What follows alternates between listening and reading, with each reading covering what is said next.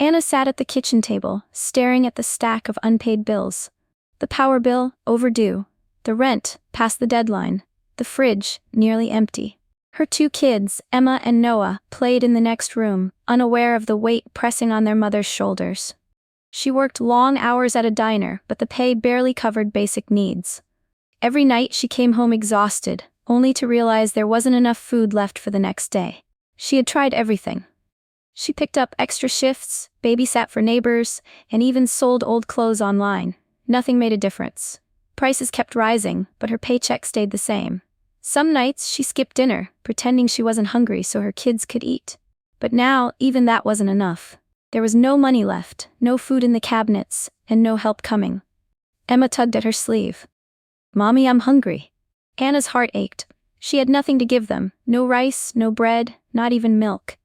She looked at the clock. The grocery store down the street was still open. A terrible thought crossed her mind. She had never stolen before, never even considered it. But tonight, she was out of choices. Her kids needed to eat. Anna grabbed her coat and took a deep breath. She had to do what any mother would. The night air was cold as Anna walked toward the grocery store. Her hands trembled in her coat pockets. She had never stolen anything in her life. But tonight, she had no choice. Her heart pounded as she stepped inside. Bright lights, fully stocked shelves, and people shopping without worry. It all felt so different from her reality. She moved quickly, grabbing only what was necessary. A loaf of bread, a small carton of milk, a few apples. Enough to keep her kids from going to bed hungry. She glanced around. No one seemed to notice her. Her fingers tightened around the food as she slipped it into her bag. A lump formed in her throat. Every instinct screamed at her to stop, but she couldn't. She walked toward the exit, her breath shallow. Just a few more steps, then, a voice behind her. "Excuse me, ma'am." Her whole body froze. She turned slowly to see a store employee staring at her. His eyes dropped to her bag. "Can you open that for me?" he asked. Anna's stomach twisted. She wanted to run, but her legs wouldn't move. I'm sorry," she whispered. The employee sighed and shook his head. "Come with me." Tears burned in her eyes as she followed him to the back office. She sat in a cold plastic chair, her hands gripping the bag on her lap. Minutes later, a police officer arrived. He asked for her ID, then looked at the stolen food. No alcohol, no expensive items, just basic groceries. The officer's face softened, but his duty was clear. "Ma'am, I have to take you in." Anna broke down, sobbing. "My kids, they're waiting for me." "I know," the officer said gently, "but I have no choice." As he placed the handcuffs around her wrists, Anna felt her world shatter. Her children would wake up to an empty house. And she had no idea what would happen next. The police car felt colder than the night air outside. Anna sat in the back seat, staring at her cuffed hands. Tears rolled down her cheeks, but she stayed silent. She kept thinking about Emma and Noah. Were they still awake? Would they cry when they realized she wasn't home? Who would take care of them?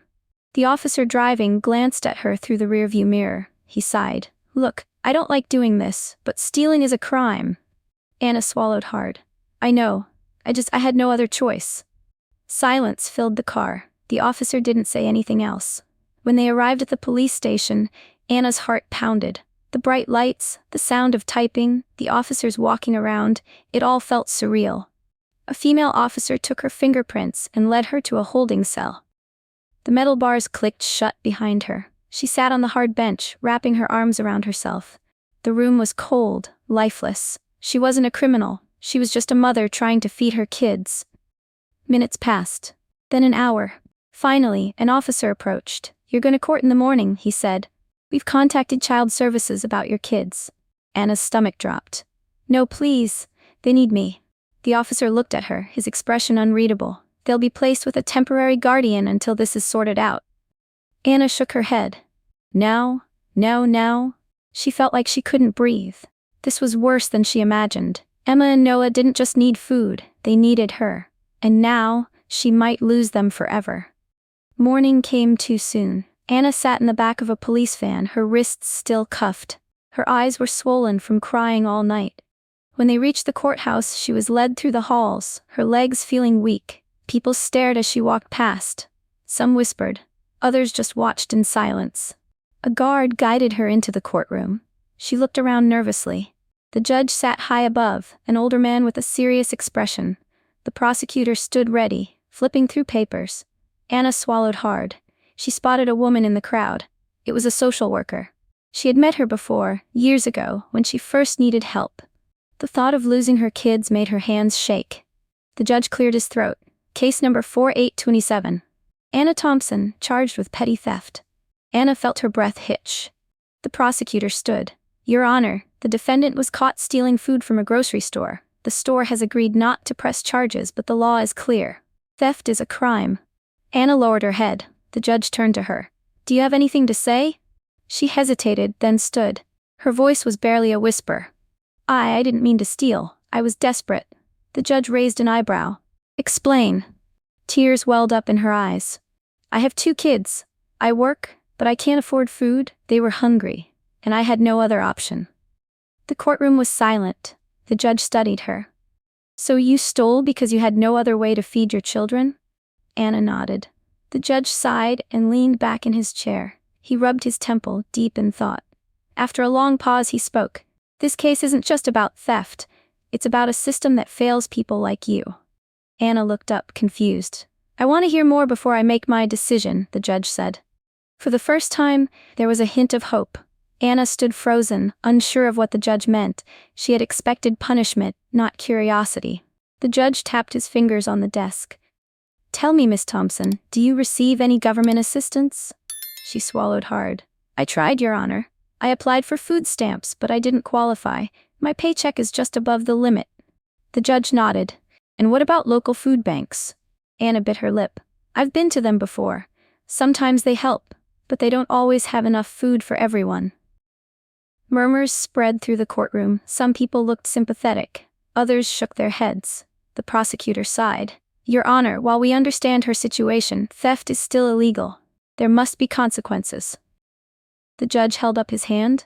I agree, but I also believe justice should be fair. He turned back to Anna. Tell me one thing.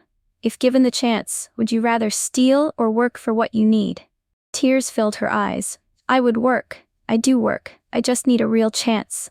The judge studied her for a long moment. Then, he picked up his gavel, but instead of slamming it down, he set it aside.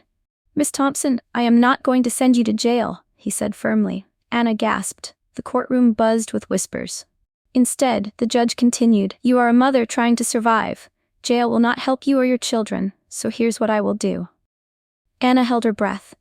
I am dismissing the charges under one condition. You must complete a community program that will help you get stable work and support. Anna's eyes widened. A program? The judge nodded. Yes, I know of a local organization that helps struggling parents with job training, childcare, and financial guidance. I'll connect you with them. Anna couldn't believe what she was hearing. The judge leaned forward. I am not excusing your actions, but I refuse to punish a mother for trying to feed her children when the real problem is poverty. Tears streamed down Anna's face. Thank you. Thank you so much. The judge gave a small nod. Court is dismissed. Anna felt weak with relief. For the first time in a long time, she had hope. Anna stepped out of the courthouse, feeling the weight of the past few days slowly lift. The sun was shining, but it felt different today. Warmer, brighter, full of possibility. A woman approached her. She was in her 40s, dressed professionally with a kind expression. Miss Thompson? She asked. Anna nodded hesitantly. I'm Lisa Carter. I run the community program the judge mentioned. He asked me to meet you. Anna wiped the tears from her cheeks. I don't know what to say. Lisa smiled. Let's start with a hot meal, then we'll figure out the rest. For the first time in days, Anna felt safe. The program changed everything. Lisa helped Anna get immediate food assistance so she no longer had to worry about feeding Emma and Noah. She was also connected to a job training program, where she learned new skills. A few weeks later, a local business offered her a full-time job. It paid more than her diner shifts, and for the first time in years, she felt financially stable. One evening she came home from work with a bag of groceries. Real groceries, not just cheap filling food, but fresh vegetables, meat, and even a small treat for the kids. Emma and Noah ran to her, hugging her tightly. Mommy, you got food, Emma said excitedly. Anna laughed, holding them close. Yes, baby, we're gonna be okay. She had never felt prouder. Weeks turned into months. Life still had challenges, but now Anna had support. She wasn't alone anymore. One day she received an unexpected letter. It was from the judge. She opened it carefully. "Miss Thompson, I wanted to check in and see how you're doing. I believed in you that day in court, and I hope you're proving me right. Keep going. Your kids are lucky to have you." Tears welled up in her eyes. She had been given a second chance. And this time, she wouldn't waste it. Anna sat on the small couch in her living room, watching Emma and Noah play. Their laughter filled the space, a sound she had once feared she might lose. She thought back to that night, the cold grocery store, the fear of getting caught, the shame of being arrested. She had felt hopeless, trapped in a cycle she couldn't escape. But everything changed because one person saw her struggle and decided to help instead of punish. She glanced at the letter from the judge, still resting on the table. His words stayed with her. He had believed in her when she didn't believe in herself. Now she had a stable job, a home she could afford, food on the table, and more than anything, she had hope. She started volunteering at the same program that helped her, offering guidance to other struggling parents. She knew what it felt like to be at rock bottom, and she wanted to help others rise above it too. Emma ran to her, hugging her tightly. "Mommy, are you happy now?" Anna smiled, holding her close. "Yes, baby, I really am.